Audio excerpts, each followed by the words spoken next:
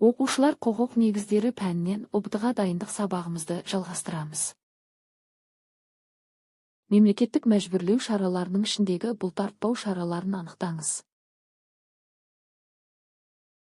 Ешқайда кетпеу туралы қолхат жазу.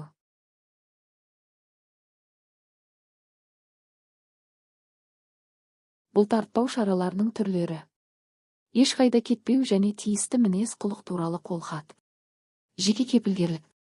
Әскери қызметшіні әскери бөлім қолбасшылығының бақылауда ұстауына беру. Кәмелетке толмаған адамды қарауға ұстауға беру. Кепіл. Үй қамақ. Күзетпен ұстау.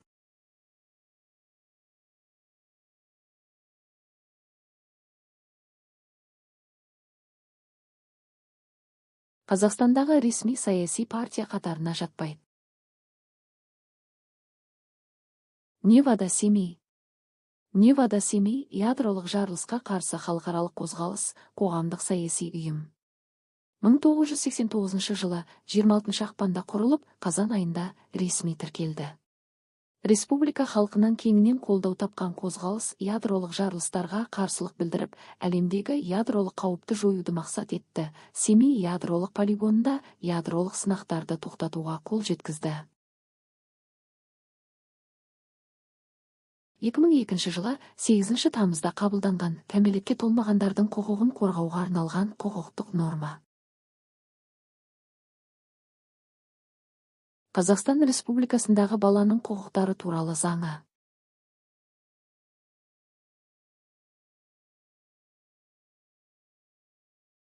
Прокуратура іске асыратын қызметтердің бірі. Мемлекеттің заңды мүдделерін қорғау.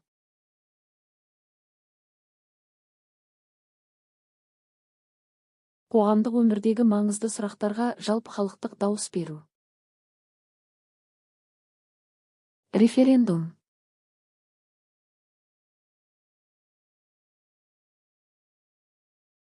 Әкімшілік жаза қолданудың негізгі мақсаты.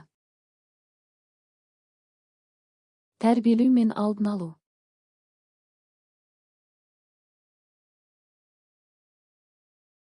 Жер қатынастарына қатысушыларға әсер етудің заңдық тәсілдерінің жиынтығы. Жер құқығы әдісі.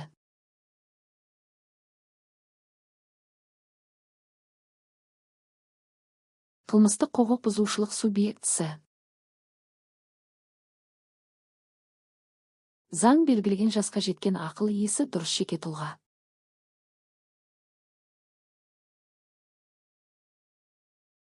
Мемлекеттік қызметті жеке мүдделерге пайдалану. Сыбайлас жемқорлық.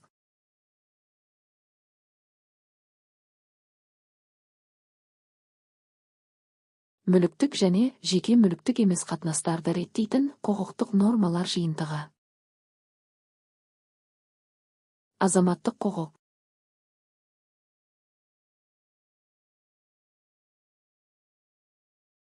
Қазақстан Республикасындағы техникалық реттеу саласындағы заңнамасына сәйкес тауарды дайындаушы міндетті. Сақтау мерзімін белгілеу.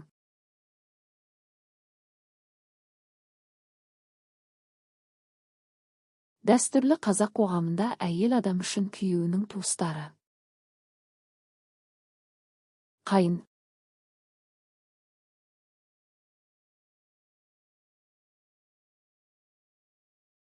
Ең жоғары ұзақтығы 40 сағат, адам денсаулығына және дамуына зиян келтірмейтін жұмыс уақыты. Қалыпты.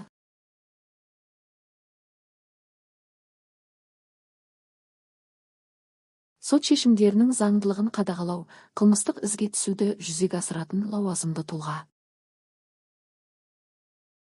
Прокурор.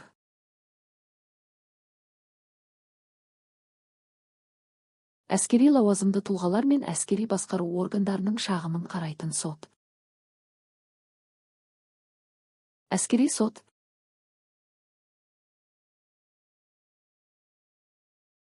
Әкімшілік іс жүргізу белгілерінің бірі. Мемлекетпен үздіксіз байланыс жасау.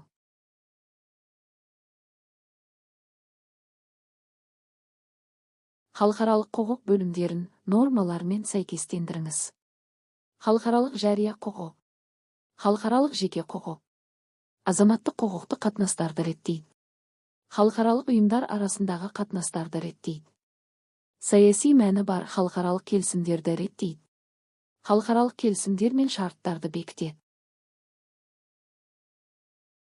Дұрыс нұсқасы. Халықаралық жария құқық халықаралық ұйымдар арасындағы қатынастарды реттейді. Халықаралық жеке құқық. Азаматтық құқықты қатынастарды реттейді.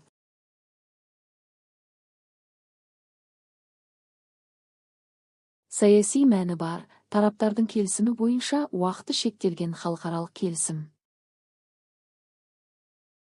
Пакт.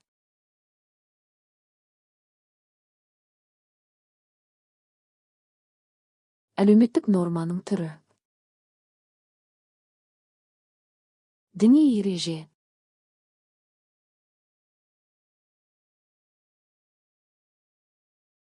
Заңдардың орындалуын жүзеге асыратын биліктің бір тармағы.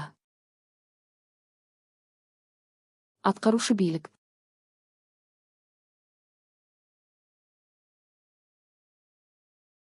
Азаматтардың белгілі бір санаттарының жағдайындағы ерекшеліктерін көрсетеді. Арнайы немесе тектік мәртебе.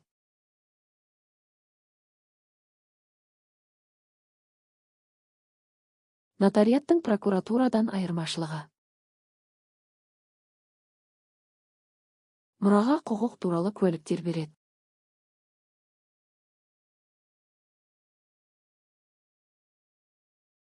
Мемлекеттік қызметкерлердің жеке еңбегі мен жетістіктерін мойындау, оның қабілеті мен кәсіби дайындығына сәйкес қызмет бойынша көтерілуі.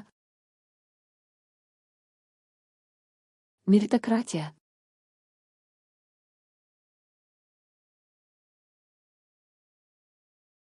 Тұлғаның азаматтық құқық бұзушылыққа жауапты болуы.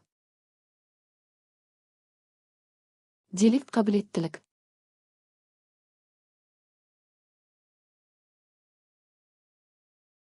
Азамат мерзімі өтіп кеткен тауарды дүкенге өткізіп, сатушыдан ақшаны кері қайтаруды талап етті. Ақшаны қайтару үшін сатушыға берілетін мерзімді анықтаңыз. 10 күн.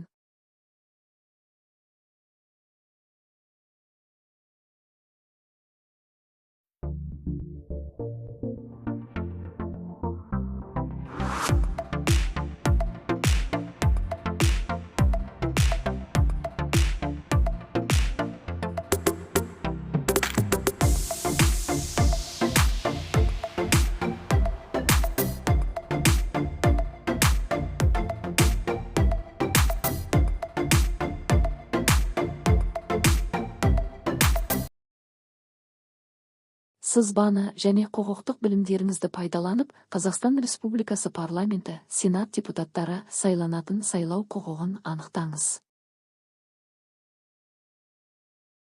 Жанама сайлау.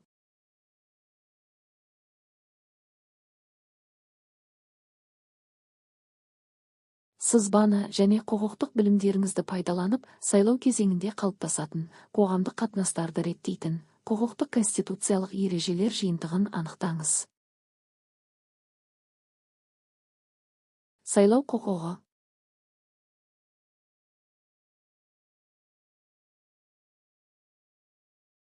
Сызбаны және құқықтық білімдеріңізді пайдаланып, сот үкімімен бас бостандығынан айырылған азаматтардың сайлау кезіндегі іс-әрекетін анықтаңыз. Сайлауға қатыса.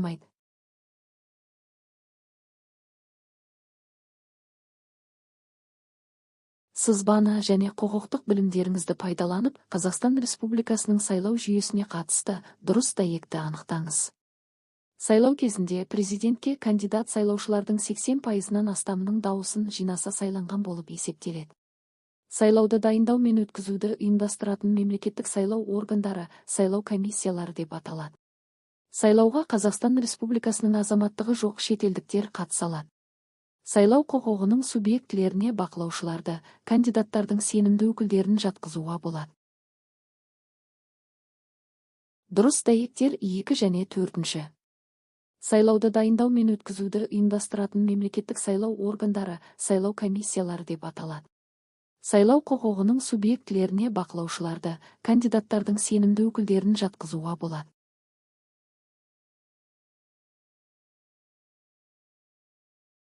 Сызбаны және құқықтық білімдеріңізді пайдаланып, Қазақстан Республикасының сайлау жүйесіне қатысты ақпараттарды сәйкестендіріңіз. Мажоритарлық сайлау жүйесі. Тепе-теңдік сайлау жүйесі.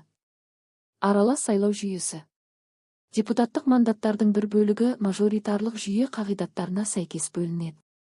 Сайлаушылардың көпшілік дауысына ие болған кандидат сайланған болып есептеледі. Партиялардың тізімі бойынша көп мандатты сайлау округтерінде пайдаланылады. Дұрыс ақпарат.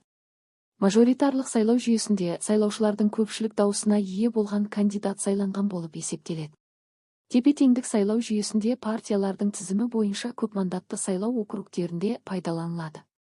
Аралас сайлау жүйесінде депутаттық кандидаттардың бір бөлігі мажоритарлық жүйе қағидаттарына сәйкес бөлінеді.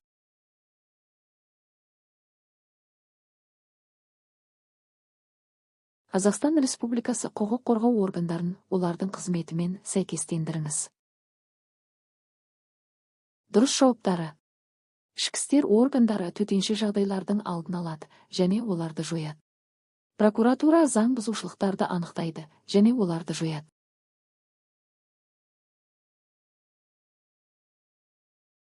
Сыбайлас жемқорлыққа байланысты ұғымдарды анықтамасымен сәйкестендіріңіз. Дұрыс анықтамалар. Непотизм кәсіби деңгейіне қарамастан туыстарына артықшылық беру. Делдал пара алушы мен беруші арасындағы келісімге ықпал ететін адам.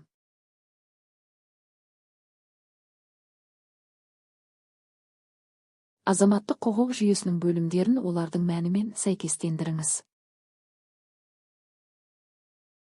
Дұрыс жауабы. Жалпы бөлімі азаматтық құқықтың негізгі қағидалары мен қатынастар туралы ережені қамтиды. Ерекше бөлімі құрамында міндеттемелердің жекеленген түрлеріне қатысты шарттар жатады.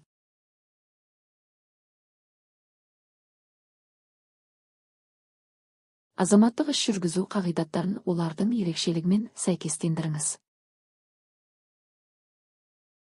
Дұрыс сәйкестік. Конституциялық қағидатқа сот төрелігін тек қана соттың жүзеге асыруы. Салалық қағидатқа істің ашық сот отырысында қаралуы жатады.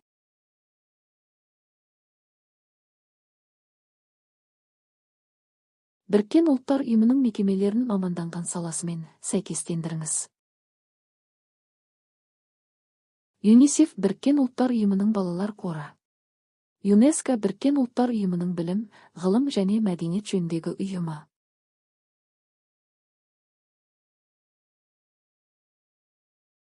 Судьялыққа кандидаттарға қойылатын талаптар. Дұрыс жауаптары. Сотта тағылымдамадан өтуі. Полиграфологиялық зерттеуден өтуі.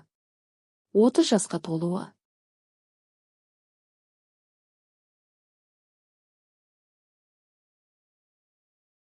Бизнес пен лауазымды тұлға арасындағы жүзеге асатын сыбайлас жемқорлық түрлері. Іскерлік.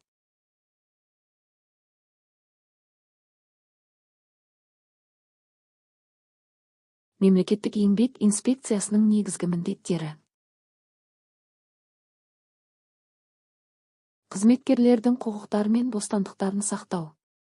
Жұмыскерлердің өтініштері мен шағымдарын қарау. Еңбек заңнамасының сақталуына мемлекеттік бақылауды қамтамасыз ету.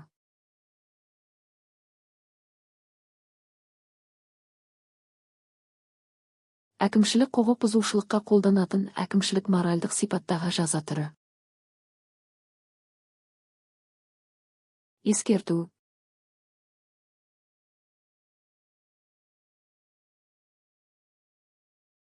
Халықаралық жария құқығының халықаралық қатынастарда күш қолдануға қарсы бекітілген қағидат тары. Қорқытпау.